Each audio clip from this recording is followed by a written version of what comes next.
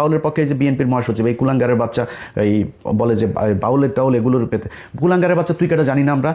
তুই সারা জীবন তোর মেয়ে একটা আছে, ঘর জামাই আরেকটা আছে, দুইটা অস্ট্রেলিয়াতে রেখে তোর টাকা পয়সা সব পাচার করছিস। ওই আওয়ামী লীগের সময় পর্যন্ত তুই টাকা পাচার করছিস অস্ট্রেলিয়াতে তোর মেয়ের কাছে। তোর মেয়ে এখন দেশে আসে রাজনীতি করে। এতদিন কই ছিলি? বাংলাদেশে মানুষ জীবন দেয়, তুই অস্ট্রেলিয়াতে বসে, তারপর তোর অবদানটা কি আমার বল? হাসিনার বিরুদ্ধে অবদানটা কি তোর? ও মেয়েরে দেখছে নাকি ওর ভাইরে দেখছে? ওবায়দুল কাদের আর এই সরি মির্জা ফখরুল আর ভাই আরেকটা আছে ফয়সাল, এই দুইটার চাঁদাবাজিতে ওই এলাকার মানুষ এখন ঘরে থাকা দায়। ও কয়েকদিন 2 দিন আগে লিখছে যে ওর নাকি বাড়িঘর কমেছে রাজনীতি করতে গিয়ে। তোর বাড়িঘর কমে? তোর বাড়িঘর তো সব অস্ট্রেলিয়ার থেকে ছাড়া। ওরা এসে এখন এই মুক্তিযুদ্ধ নিয়ে বাউল দেখবেন, এই এদের সবার এগুলি সব এক জায়গায় হয়ে যাবে দেখবেন। বাউলের ক্ষেত্রে ওরা এক জায়গায় হবে। আর ওরা আমার আল্লাহরে নিয়ে যেই কথা বলেছে, তুই কিসের বালের বাউল? কোন জায়গার বাউল আসছিস তুই এখানে করতে? ওরা এই মুক্তিযুদ্ধকে নিয়ে ইসলামকে আলাদা করেছে, দাড়ি টুপিওয়ালা লোকজনকে বানিয়েছে রাজাকার, এরা হচ্ছে গিয়া দেশ বিরোধী। এটা বানিয়েছে ভারতের যেই ন্যারেটিভ সেটা এখানে প্রতিষ্ঠিত। এই ন্যারেটিভ দিয়ে এই দেশের রাজনীতি করা যাবে না, আমরা করতে দিব না। যতই চেষ্টা করেন চালায় যান, দেখেন কাদের পক্ষে লোক যায়। ঢাকা বিশ্ববিদ্যালয় দেখেছেন না, রাজাকারকে বাঁচিয়ে করে ওপেনে বলেছি পাকিস্তানের ক্যান্ডিডেট রাজাকার, ও জিতেছে। তো ওই সামনে নির্বাচনেও বেশি খেলা করতে আসবে না কোনো দল, আশা করি। এই মুক্তিযুদ্ধ নিয়ে আশা করি কেউ খেলা করবে না, আওয়ামী লীগ নাই যেহেতু, আর কেউ করবেও না আশা করি। সো যারা এই বাংলাদেশে এখন মুক্তিযুদ্ধের 32 নম্বরের বাউল, তারপরে এই যে চেতনায় বালছাল নিয়ে আসতে চাইবেন, ভাই কেউ পাত্তা পাবেন না। এগুলি বাংলাদেশের মানুষ। আমি বাংলাদেশের আপামর জনসাধারণের কাছে একটা প্রশ্ন করতে চাই, ভাই আমার কাছে আপনার মুক্তিযুদ্ধের ইতিহাস জানার দরকার নাই। বা আপনারে সিম্পল একটা কোশ্চেন করি, আপনি আপনার গ্রামে, আপনার থানায়, আপনার উপজেলায়, আপনার জেলায় গিয়ে খোঁজ নেবেন যে ভাই কতজন কার মাকে পাকিস্তানিরা লাগিয়ে গিয়েছে, আমার একটু জানায়েন ভাই প্লিজ। আমি যদি জানি যে হ্যাঁ পাকিস্তানের একজন তাকে ধর্ষণ করেছে, আমি একটু শুনতে চাই। একজন মানুষকে আমি পাইতে চাই যে এই মানুষটা কিনা করেছে। 2015 সাল 2071 সাল থেকে 2015 সালে এসে বীরাঙ্গনাদের খোঁজে তালিকা তৈরি শুরু হয়। সেই বীরাঙ্গনা তৈরি করতে গিয়ে আওয়ামী লীগ বিধবা, অসহায়, গৃহহারা, স্বামীহারা মানুষজনকে এক জায়গায় করে তারপরে তারা একটা বীরাঙ্গনার তালিকা তৈরি করেছে 530 জন, সারা দেশে মিলে। সব কয়টা ভুয়া। এই যে অবস্থা। যাই হোক, এগুলি করে আমাদেরকে আলাদা করতে চেয়েছে। আমরা এখন গার্মেন্টস শিল্প আর আমাদের শ্রমিক শিল্প, এই যে প্রবাসে যে যারা স্বামী স্ত্রীকে ছাড়া থাকে 20 বছর 15 বছর, মা থেকে ছাড়া, সন্তানকে ছাড়া, বাবাকে ছাড়া মানবেতর জীবনযাপন করে, এরা বালের বীরের জাতি। দোচে তোদেরকে কেউ সারা দুনিয়ায়। তুই বাল জাতি 71 থেকে এই পর্যন্ত কি বালটা ফেলাইছিস? কেউ করে পাকিস্তান না খেয়ে থাকে, পাকিস্তান করে যা দেখিস। আমরা তো এনে থাকি পৃথিবীর সবচাইতে রেইনবো জাতির সাথে আমরা থাকি। এখানে আমরা জানি যে একটা বাঙালি এক জায়গায় গেলে তার কি, আর একটা পাকিস্তানি গেলে তার মিডিল ইস্টে আমার বাংলাদেশের সবচেয়ে বেশি মানুষ থাকে। জিজ্ঞেস করি যায় যে একটা পাকিস্তানি একটা লোক সৌদিয়ানের কাছে কি, আর একটা বাংলাদেশের মানুষ কি। কুত্তার মতো দাম দেন আমাদেরকে, তোদের মতো বাঞ্চত মার্কা রাজনীতিবিদদের জন্য। আমরা আজকে এই কুত্তার জাতি হিসাবে সারা দুনিয়ার মধ্যে কিচ্ছু নাই, আমার কিচ্ছু নাই। এক পোশাক শ্রমিক বানায় মহিলাদেরকে এখানে ন্যাংটা করে কাজ করানো হচ্ছে, না আছে কোনো না আছে তাদের নিরাপত্তা, না শারীরিক নিরাপত্তা, মানসিক, আর্থিক, সামাজিক কোনো নিরাপত্তা নাই। রাস্তায় নামায় দেওয়া হয়েছে, এর নাম তাদের চেতনা। বাউলগিরি করে যে শালারাই করে, ওই যে আমাদের চুয়াডাঙ্গার মেয়ে, আমাদের চুয়াডাঙ্গার সরোজগঞ্জের মেয়ে সালমা, সে বলেছে যে এগুলির ব্যাপারে খুব শান্টিং দিয়েছে। কয়েকজন বাউল নারী বলেছে এরা বেডে না গেলে এরা প্রোগ্রামে তাদেরকে অ্যাটেন্ড করতে দেয় না। সো খেলাধুলা ভাই সব একই জিনিস। ওই যে সবশেষ আপনাদেরকে একটা জিনিস শোনাই। গোপালগঞ্জে গিয়েছিল আমাদের একজন হেলেনা নামে এক চার দোকানদারকে আপনার বীরাঙ্গনা বানানো হয়েছে। সেই বীরাঙ্গনাকে আপনার গোপালগঞ্জের আওয়ামী লীগের নেতারা ঢাকা এনে কি করে তারপরে তাকে বীরাঙ্গনার তালিকায় নাম ঢুকিয়েছে, তার কাছ থেকে শুনেন। হেলেনা ওই যে মুক্তিযোদ্ধার চার দোকানদার যে মহিলা, ও কি বীরাঙ্গনা নাকি? 71 সালে জন্ম হয়নি। ওরে বানাই রাখছে যে কয়জন নেতারা ওরে ঢাকা নিয়ে খেলাই টেলাইয়া ওই করছে, বানাইছে নেতারা এরকম মরছে ঢাকা নিয়ে। আরে ও তো আইডি কার্ড দিয়ে হয়েছে জন্ম স্বাধীনই করে পয়সা তুই যাওয়া আমাকে লাভ নাই, খালি আমরা একটা করে দেওয়ানে অফিসে উল্টোই ফেলাই দেয়। তা ওনাকে কোনো হাত নাই, অরিজিনাল মুক্তিযোদ্ধাকে কোনো ইয়ে নাই। আসলে ওই যে মহিলার কথা বলেন, ওটা আমি আগে পরে চিনি না। মানে 71-এ যে যুদ্ধ নিয়ে আমাদেরকে যা দেখাইলেন, আমরা এক ব্যাপক এক উত্তেজনাশীল চেতনাধারী এক জাতিতে পরিণত হইলাম। সেই জাতিকে আপনি বুঝাইলেন 2 লাখ মানুষকে এই করা। তো আমরা প্রথমে গেলাম মন্ত্রণালয়ে একটু খোঁজ নিতে, যে মন্ত্রণালয় তো নিশ্চয়ই সেই 2 লাখে না থাকে, 1 লাখের তো থাকবে না, 50,000, 5,000, 1,000 তো থাকার কথা। মন্ত্রণালয়ের কাছে তালিকায় নাম আছে মাত্র 530 জন। কোনো সমস্যা নেই ভাই, 530 জনও ইটস হিউজ। আমি এটাও যদি 530 জন যদি ধর্ষণের শিকার হয়ে থাকে, আমি সেটার বিচার চাই, সেটাকে আমি ব্যাপক ন্যাক্কারজনক হিসাবে দেখতে চাই। এই 513 জনের মধ্যে 30 জনের মধ্যে আমি গেলাম আমরা অনুসন্ধান করতে। এর মধ্যে ঢাকা বিভাগটা দিয়ে আমরা শুরু করলাম। তো মন্ত্রণালয়ের হিসাব অনুযায়ী ঢাকা বিভাগে ধর্ষিত হয়েছেন হলো 69 জন। এই 69 জনের পেছনে খোঁজ নিতে গিয়া ভাই যা দেখলাম, আইরে ভাই পাকিস্তানের মিলিটারিরা এত ধর্ষণ করে গেল। এই 69 জনের মধ্যে কারোর গ্রামই নাই, একটা মানুষের নাম দেওয়া হয়েছে এই ঢাকার কেরানীগঞ্জে, গ্রাম নাম দেওয়া হয়েছে, সেই গ্রাম বলে কোনো গ্রামই নাই, কেউ মানুষ নাই, সেই নামের কোনো মানুষ ওই এলাকায় নাই। একজন আছে ফাতেমা বিবি, ফাতেমা বিবি একাই 300-400 মিলিটারিকে সে এক বিস্ফোরণ বানিয়েছেন। তিনি বিস্ফোরণ বানিয়ে বলে মরিচের গুঁড়া টুড়া, হলুদের গুঁড়া, ঝাল মশলা দিয়ে মাখায় টাকা তিনি এক বিস্ফোরণ বানিয়েছিলেন। সেই বিস্ফোরণ দিয়ে তারপরে পাকিস্তানের 400-500 মানুষকে মেরেছেন। 14-13 জনের আপনার এই গোপনাঙ্গ কেটেছেন পাকিস্তানি মিলিটারিদের। গোপনাঙ্গ কেটে ওর সেটা ওর এই এর মধ্যে আপনার উঠানের মধ্যে ওনাকে শুটকি বানাতে দিয়েছিল সেই গোপনাঙ্গ দিয়ে। এই হলো গিয়া, শুনেন একটু ক্রাইম এডিশনে সেই প্রোগ্রামটা অল্প একটু কথা শুনেন, শুনলে বুঝবেন কি বলে। একটা পাঁচফোড়ন তৈরি করলাম, কিছু ছাই, তামুকের ফাঁকি, মরিচের ফাঁকি দিয়ে ছোট্ট ছোট্ট করে গোল্লা বানাইয়া এক একজনের হাতে দিতাম। অনেক মানুষ ছিল, এদেরকে হাতে দিতাম, ওরা গাছের গায়ে গায়ে থাকতো। যখন ওইটা যখন পড়তো তখন ওরা আসলে পরে মারলে ওরা ওকে নাক মুখ চোখ মুখ কানা হয়ে যেত গা, তখন ওদের অস্ত্র মস্ত্র আমরা চিনে এনে মুক্তিযোদ্ধাদেরকে দিতাম। বহু অপারেশন করছি আমরা নিজের হাতে, না হইলে কমসে কম আমার এই হাত দেয়, না হইলে 2-500 আমি মারছি। আমি 11 জনের জীবিত অবস্থায় তাদের পুরুষঙ্গ কেটে লেছিলাম কাঁচি দিয়া, বব কাঁচি দিয়ে কাইটটা আমি টাকি মাছের মতন শুটকি দিছিলাম। এই হইল কি আমাদের মুক্তিযুদ্ধের ধর্ষিতাদের অবস্থা।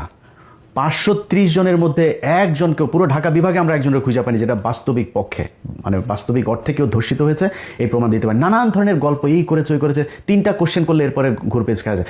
আমার 4-5টা ভাইকে, আপনার 4 ভাই আর 1 বোনকে মারা হয়েছে 71 সালে। সেই 4 ভাইয়ের নাম বলতে বললে একবার এক এক ভাইদের নাম বলে। আবার পেটের বাচ্চা মারা গিয়েছে, বাচ্চার বয়স কত ছিল, পাশের থেকে আরেকজন বলে আপনার তো বাচ্চাটা ছিল না, পেটের ভিতরেই শহীদ হয়েছেন। শুনেন একটু কি বলে। ফরিদ, আরেক ভাইয়ের নাম ছিল দরবেশ, আরেক ভাইয়ের নাম ছিল মনসুর আলী, আরেক ভাইয়ের নাম ছিল নূর মোহাম্মদ, আমার বোনের নাম ছিল নাজমা। নাজমা আমার ছোট ছিল, আমার বোনকে ওই জায়গায় মাইরে ফেললো ফরিদ, শেখ ফরিদ। আমার না, আমার আরেকটা ভাইয়ের নামও শেখ ফরিদ আছে, জীবিত, এটা না আগে ছিল আমার বড়। আরেক ভাইয়ের নাম ছিল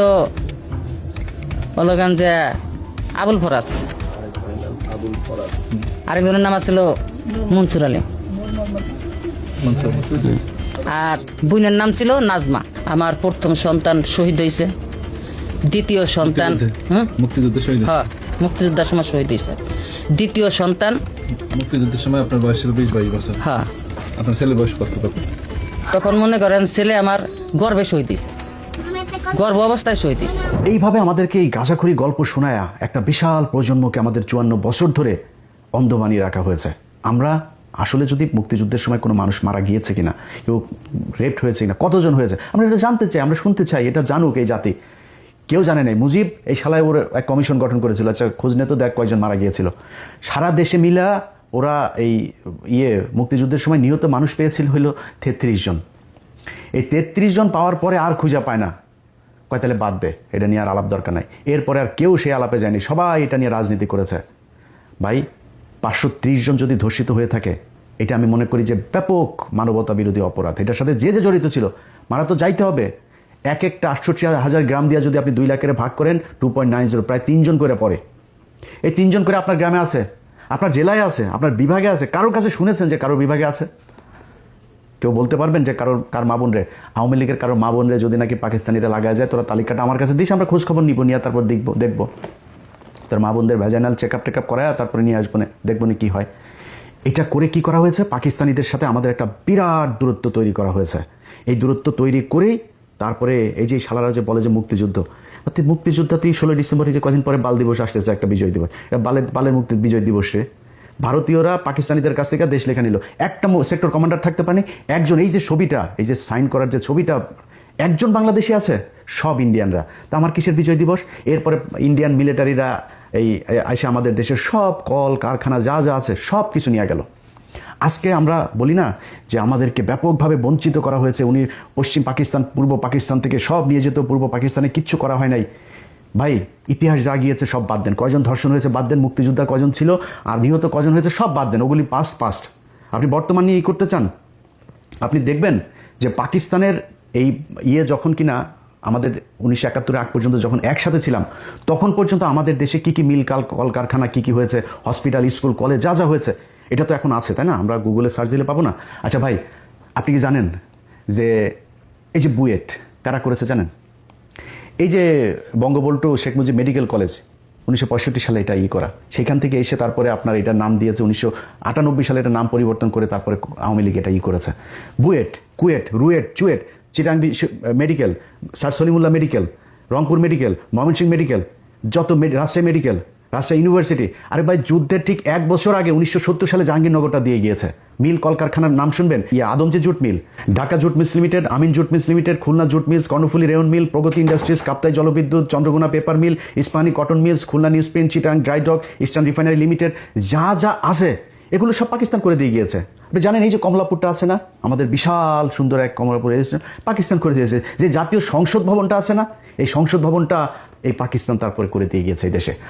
আপনি আমারে বলেন 1971 সালের পর থেকে ঢাকা মেডিকেল 1921 সালে প্রতিষ্ঠিত, কিন্তু এটার বেশিরভাগ যে বিভাগগুলো আছে, ঢাকা মেডিকেলটা ব্রিটিশ আমলে করে দেয়া, এইটার যত মানে এই এক্সটেনশন সব পাকিস্তান আমলে করা হয়েছে। এখন এই যে ঢাকা মেডিকেলে আপনি যুদ্ধ হয়েছে না 1971 সালে, আগে এটার বলা হতো প্রাচ্যের অক্সফোর্ড। সেই প্রাচ্যের অক্সফোর্ড 1971 সালের পর থেকে এটার এক্সটেনশন কি হয়েছে জানেন? 1974 সালে চারুকলা একাডেমি অনুষদ। চারুকলা এক অনুষদ ছাড়া এই ঢাকা মেডিকেলে, ঢাকা বিশ্ববিদ্যালয়ের যা যা আছে সব কিছু অধপতন হয়েছে। একটা মিল কলকারখানা বলেন তো, কোন মিল কলকারখানা আমাদের এই দেশে হয়েছে 1971 সালের পরে? গার্মেন্টস হয়েছে। আমাদের দেশের নারীদেরকে সব ন্যাংটা করে তারপরে রাস্তায় নামাইছেন, সারাদিন না খায় থাকে, না খেয়ে থেকে তারপরে সেখানে প্রতি মাসে 5,000, 7,000, 10,000, 15,000 বেতন পায়, মাস শেষে পুষ্টিতে ভোগে, বিয়ে হয় না, বাচ্চা হয় না, টিনের চালার ভিতরে এক এক ঘরের ভিতরে গাদাগাদি করে 8জন 10জন থাকে, সকালে ভোরে থালাবাটি নিয়ে তারপরে যায়, রাত 8টা 9টার সময় আসে। যেগুলি একটু সুন্দরী তাদেরকে গার্মেন্টস মালিক ওই সুপারভাইজার টাইজার করে কোনতে খায়। এই হচ্ছে আমাদের দেশের উন্নতি। আরেকটা উন্নতি কি হয়েছে, আমরা বিদেশে লোক পাঠাই, যেটা দিয়ে এখন দেশটা টিকে আছে। এর বাইরে পাকিস্তান যাওয়ার পরে এই বাংলাদেশের মিনিমাম কোনো ধরনের কোনো উন্নয়ন হয় নাই। আজকে এই যে আমাদের স্মার্টা যেসব নারীরা আছে না, যারা পাকিস্তানের বলে পাকিস্তান, ওরা কি ইউটিউবে সার্চ দিয়ে দেখেন পাকিস্তানের, আর ওরা পাকিস্তানের নারীরা সারাদিন ওরা মনে হয় যেন যদি পাকিস্তান নিয়ে কিছু বলে, মানে ওইখানে কয়েকটা বোম টোম পড়ে আছে মসজিদের ভেতরে, মুসল্লিরা নামাজ পড়ে, মেয়েরা সব একদম বুরকা টুরকা পরে হয়ে থাকে। পাকিস্তানে গিয়ে দেখেছেন কোনোদিন? ইউটিউবে দেখেন। জীবনের ইচ্ছা আছে পাকিস্তানে যাবো, ইনশাল্লাহ সৌদিতে যাবো আর পাকিস্তানে 2 জায়গায় যাওয়ার খুব ইচ্ছা আছে, স্বপ্ন আছে, যাবো। সেখানে ইউটিউবের মধ্যে ঘুরলে তারপরে দেখা যায়। আর ভাই ইসলামাবাদের হাইওয়েগুলি দেখছিস ইউটিউবে, ওটা কি আমেরিকা না এই পাকিস্তান এটা বোঝা যায় না। পাকিস্তানে এমন কোনো জিনিস আছে যেটা কিনা তারা বিদেশ থেকে রপ্তানি করা লাগে, সব নিজেরা তৈরি করে। এই 2 দিন আগে ব্যালিস্টিক মিসাইল তারা করেছে, উৎক্ষেপণ করেছে। কি করে নাই তারা? মোটর সাইকেল, গাড়ি থেকে শুরু করে সব উৎপাদন করে। চিকিৎসা, তাদের চিকিৎসা খাতের অবস্থা জানেন? তাদের সাথে এখন আমাদের ব্যারিকেড তৈরি করে রাখা হয়েছে। এই ডিসেম্বরে আপনার কতদিন ধরে শুনছি বাংলাদেশ ঢাকা থেকে ইসলামাবাদে সরাসরি ফ্লাইট হবে, চালু হয় না। কারণ ওইখানে গেলে পাকিস্তানের যে ট্রিটমেন্ট ব্যবস্থা, এটা ইন্ডিয়ার সাথে আমাদের তখন একটা এই মানে এখান থেকে রোগী কিছু ভাগাভাগি হয়ে যাবে পাকিস্তানে, এটা কোনোদিনও চায় না। যেই কারণে এই ইন্ডিয়ার যারা কিনা এই বাংলাদেশের যে দালালরা আছে, তারা চায় না পাকিস্তানের সাথে সরাসরি কোনো সংযোগ হোক। পাকিস্তানি কাপড় চোপড়, পাকিস্তানি পোশাক, পাকিস্তানি, আরে ভাই তোরা যে মানে এই মডেল হবি, আমরা মডেল পেয়েছি পুরিমণি, আমরা মডেল পেয়েছি নীরা ইসরাফিল, এই হলো মডেল। পাকিস্তানের মডেল দেখছি ভাই, মডেলও যদি সুন্দরীও দেখতে চাই, এই যে আমাদেরকে যে মানে বঞ্চিত করা হয়েছে, বঞ্চিত আগে করা হয়নি, এখন করা হয়েছে। বাংলাদেশের ফকিন্নির বাচ্চারা তোদের মতো মডেল দেখে তো আমাদের এই ফেসবুকে আমাদের সময় নষ্ট করতে না। আমরা মডেল দেখতে পারতাম পাকিস্তানি মডেল, ওইটা হয়তো আমাদের মডেল। দেখছিস ওদের কোন দিক থেকে যাবি পাকিস্তানের সাথে বল? তো এখন আমাদের সব দিক থেকে বঞ্চিত করে ওরা পাকিস্তানের সাথে এই গ্যাঞ্জাম বাধাইতে এগুলো করেছে। ভাই পাকিস্তানের সাথে আমরা আলাদা হয়েছি, সারা পৃথিবী যদি চেষ্টা করে পাকিস্তানের সাথে বাংলাদেশ কোনোদিন আলাদা হবে না, মানে এই এক হবে না। কিন্তু আমাদের যে সুযোগ সুবিধা যা দরকার আমি পাকিস্তানের কাছ থেকে নিব। পাকিস্তানের সাথে আমার সম্পর্ক যদি ভালো থাকে, তাদের যে নিউক্লিয়ার আছে সেটা তারা নিজেরাই বলে, বাংলাদেশ ভাই তেরে আমার যদি লাগে তাহলে তোরে দিয়ে দিব, কোনো সমস্যা নেই। আমি কেন তার সাথে গ্যাঞ্জাম লাগবো? আমার যতটুকু দরকার আমি ততটুকু সম্পর্ক তার সাথে ভালো রাখবো। এখন এগুলো করতে দেওয়া যাবে না। এই যে এখন মাঝে মধ্যে দেখে না 32 নম্বরকে বাঁচানোর জন্য তারপরে কিছু যোদ্ধা রাস্তায় নেমেছে। 32 নম্বরে কি বাল রে? এই 32 নম্বর হলো এই শেখ মুজিব 45,000 মানুষকে মেরেছে। এই 32 নম্বর তো সেই জায়গা। এই 32 নম্বরে বসে বসে 15,000 জাসদের নেতাকর্মীকে হত্যা করা হয়েছে। এখানে বসে এই সিরাজ শিকদারকে ক্রসফায়ারের নির্দেশ দেওয়া হয়েছে। এখানে বসে 74 সালে 27 লক্ষ মানুষকে হত্যা করা হয়েছে এই না খাইয়ে রেখে। এটা তো সেই জায়গা। এখানে থেকে সবশেষ আওয়ামী লীগ গণতান্ত্রিক দল যা আছে সব বাদ দিয়ে বাকশাল প্রতিষ্ঠা করে গিয়েছে এই শেখ মুজিব এই ঘরে বসা। এটা কিসের তরিয়ে? আর এরা সব নাচানাচিতে আছে। আরে বাবা 32 নম্বর এখনো বলছি না বাঁচাইতে, 32 নম্বর আছে কিছু তোর? 32 নম্বরে যা কিছু আছে ওই জায়গায়। এবার এই দিন যেটা হয়েছে এটা তো আমরা ভেলকি দেখিয়েছি, এইটা নিয়ে সবাই ব্যস্ত রাখবো, দিক থেকে রায় হয়ে যাবে। তোরা সারা দেশে কিসের ভেলকি দেখাবি? ভেলকি 32 নম্বরে কেন্দ্র করে তারপরে হয়েছে। সো এত উত্তেজনার কিছু নাই।